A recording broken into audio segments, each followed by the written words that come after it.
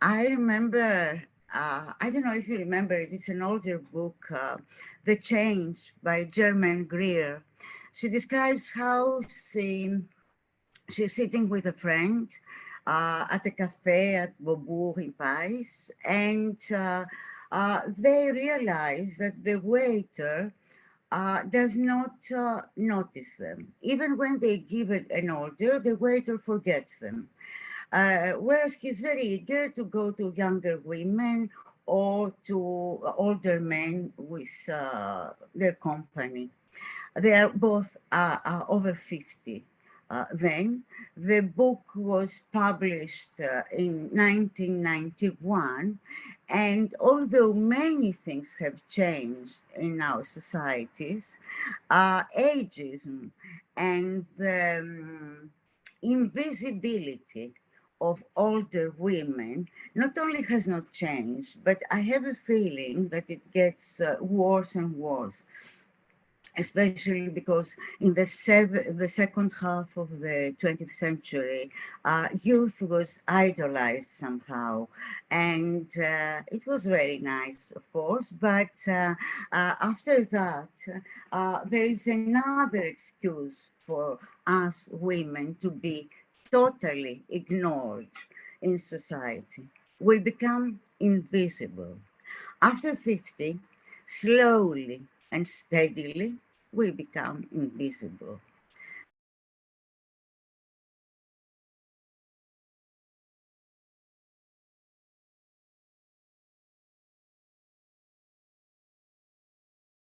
When I speak with a friend and a woman friend, and I speak about our age and my age and say, look, this changes, this doesn't, I don't know, something. Uh, Very often the reaction is, oh, no, no, no, no, no, don't speak. As if I was saying that I have something that is contagious, something that is dirty, something that is not proper to mention. It's just age. And only the lucky ones will, be, will reach it, will reach 50, 60, 70. But for us, it's very tough.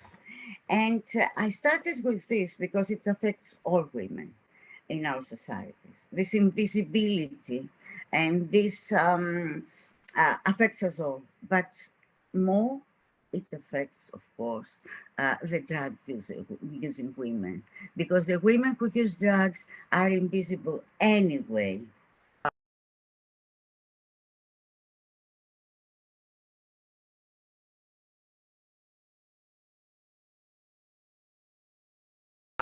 In Greece, where I come from, when a woman goes to jail, when she's incarcerated, they let her take her child with her or her children. Motherhood somehow is considered uh, something saintly, something that is important even to a murderess or to a thief, a liar, I don't know what. But although you can be a horrible murderess, a horrible person, a very dangerous person to society, and society lets you have your children with you in prison, on the same time, you can be outside in society. And if you're a drug user, it's like that to lose custody of your children. And when I say lose, I don't mean they don't live with you. I mean very specifically that I know so many women that uh, the family or the father of the children does not allow them even to see the child for years.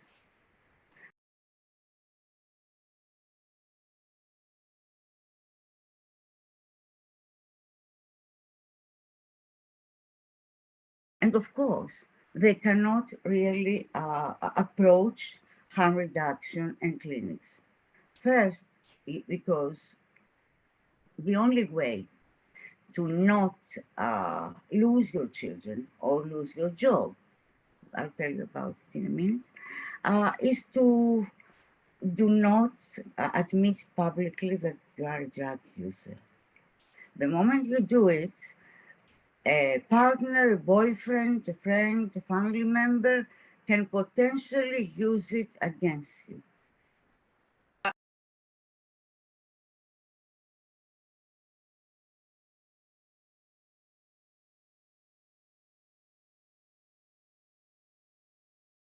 How the policies are being made and decide on economics, who's worth it to have a treatment, who deserve to have a treatment, morally, who's behaving good to have a treatment, and their condition those treatments.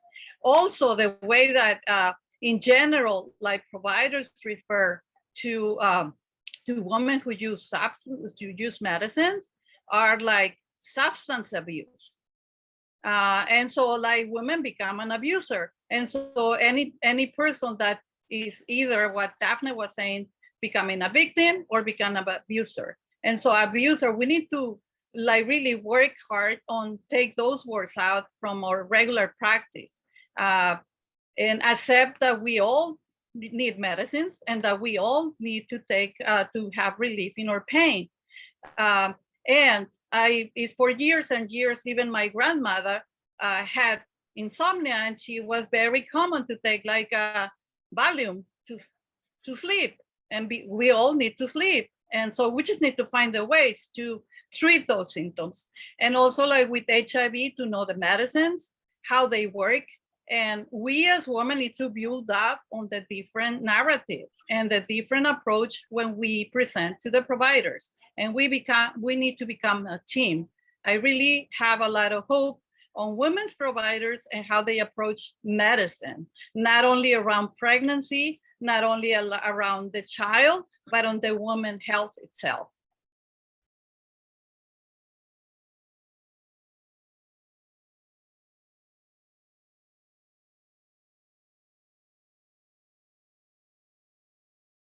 I mean, there's no compassion for anyone that uses drugs, as far as I'm concerned, but especially for women with disabilities that use drugs. We are seen as being the cause, so it's our fault that we have disabilities, or we are crazy, and can't be listened to.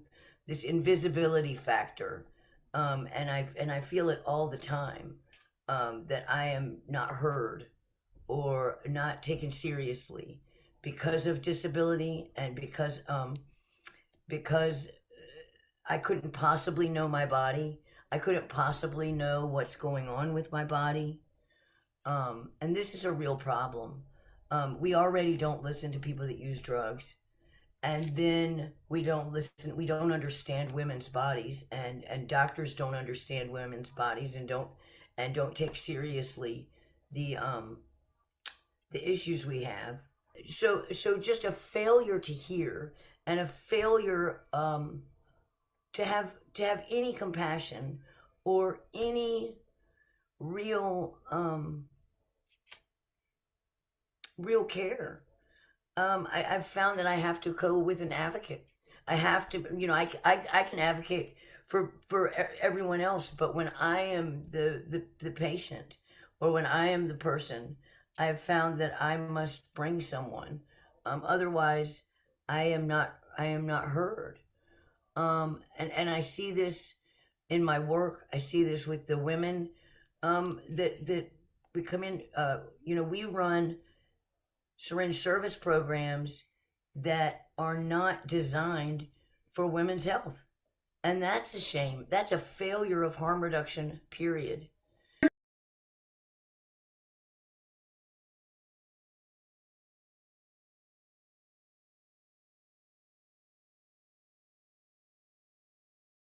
There's almost nothing written about substances in menopause. And when it is, it's sort of like the stuff in the tobacco column and the opioids column, that they're looking to find some challenge about the substance and earlier menopause. And, you know, that goes back to what the other speakers have talked about, as if early menopause is a problem and therefore, you know, the substance use is making it worse, kind of thing. So I think that's, you know, that is one of the challenges we have around substance use and menopause.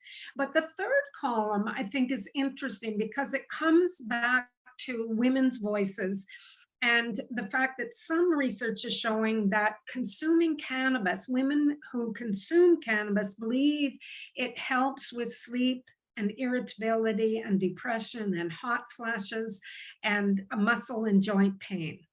And so, you know, it's interesting because that there is some even limited evidence to suggest that cannabis can be beneficial during perimenopause with respect to those things like sleep and mood and bone mass. So really what we need to think about is that our drug use influences our hormones and our vascular system, and all of these processes underlie many of the perimenopausal conditions and experiences. And so we need to honor the fact that all this is going on and to really listen to our bodies.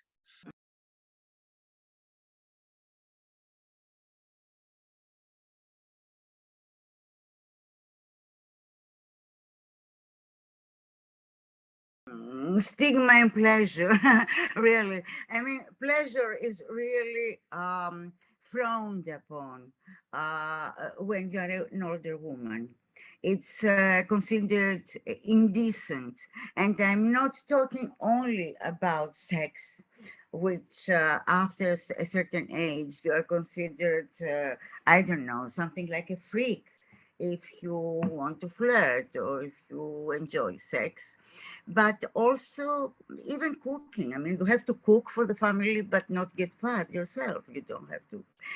Or you, no pleasure is allowed. And of course, no drugs, because you are a mother, you are a saint, a virgin, even if you have children. So it is really, I think, pleasure is absolutely frowned upon in patriarchal societies for women. It's something that is somehow, the idea is that it dirts us. I don't know, it makes us dirty. It makes us not real women, really, because a real woman, a good woman, is a person who sacrifices herself.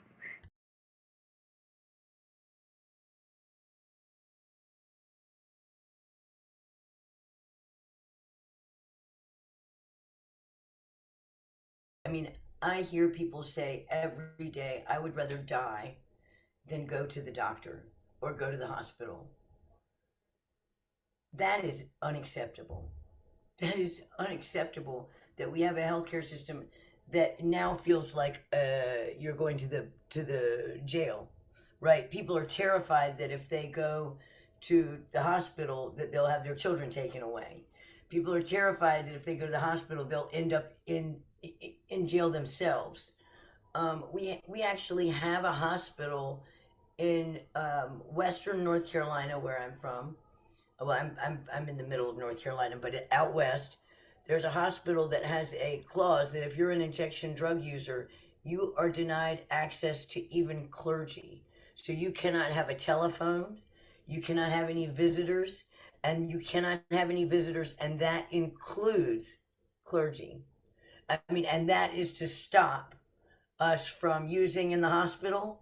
I mean, the bottom line is if they would give us the drugs that we needed, we would not use in the hospital. And I've said to them a million times, look, this is the last place I'd come to use. I need you to pay attention to me.